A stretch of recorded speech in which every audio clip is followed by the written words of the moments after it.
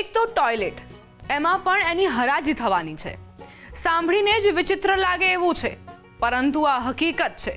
અત્યાર સુધી તમે પેઇન્ટિંગ, હીરા માણેક કે બેનમૂન કલાકૃતિઓની હરાજી કે વેચાણ વિશે જોયું કે સાંભળ્યું હશે, પણ આજે હું જે વાત કરવા જઈ રહી છું એક ટોયલેટની હરાજીની છે. દુનિયામાં આપણે મોટી મોટી અજાયબીઓ વિશે જોતા અને સાંભળતા આવ્યા છીએ, પણ અત્યારે જે અજાયબી ચર્ચામાં છે એ કંઈક અલગ જ છે. મેં કે તમે ક્યારેય કરોડોના ટોયલેટ હોય એવી કલ્પના પણ નહીં કરી હોય.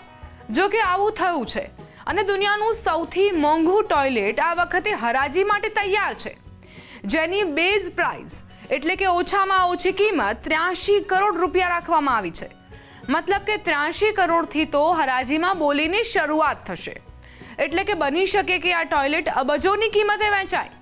ફરી તમને સવાલ થતો હશે કે એવું તો વળી શું છે આ ટોયલેટમાં કે તેની કિંમત કરોડોમાં છે?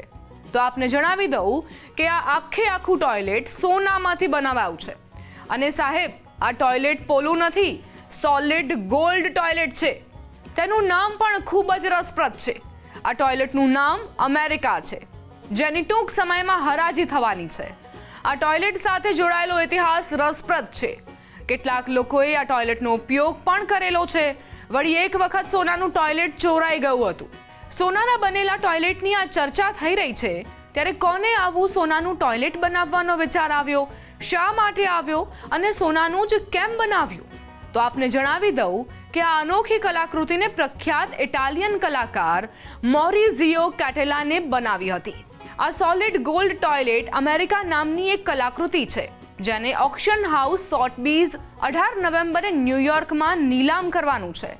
આ એક વ્યંગ જેવી બનેલી આર્ટવર્ક છે, જે અમીરોની અત્યંત ભોગવાદી લાઇફસ્ટાઇલની મજાક ઉડાવે છે. આ ટોયલેટમાં 223 પાઉન્ડ સોનું વપરાયું છે. પૂરેપૂરા 223 પાઉન્ડ એટલે કે 101.2 કિલોગ્રામ શુદ્ધ સોનું વપરાયું છે.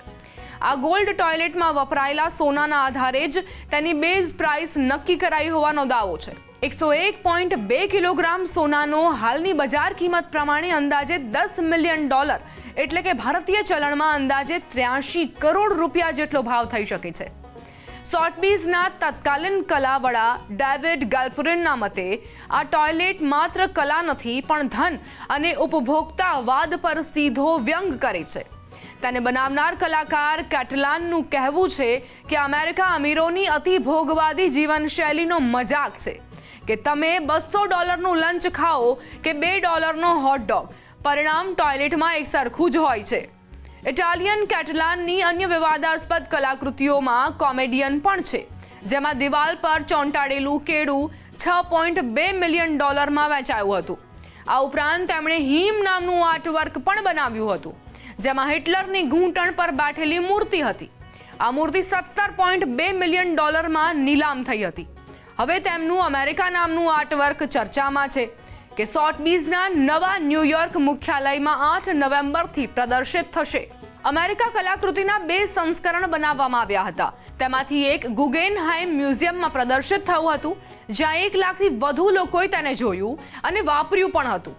જ્યારે બીજું સંસ્કરણ 2019માં ઇંગ્લેન્ડના બ્લેનહેમ પેલેસમાં લગાવવામાં આવ્યું હતું, પણ થોડા જ દિવસોમાં તે ચોરી થઈ ગયું. ચોર તેને પાઇપમાંથી તોડીને લઈ ગયા.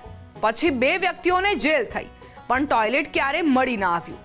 માનવામાં આવે છે કે તેને પીગળાવીને સોનામાં ફેરવી દેવાયું હતું, કારણ કે આ ટોયલેટમાં વપરાયેલું સોનું ઓગાડીને તેમાંથી મનને ગમે એવા ઘરેણાં બનાવી શકાય છે.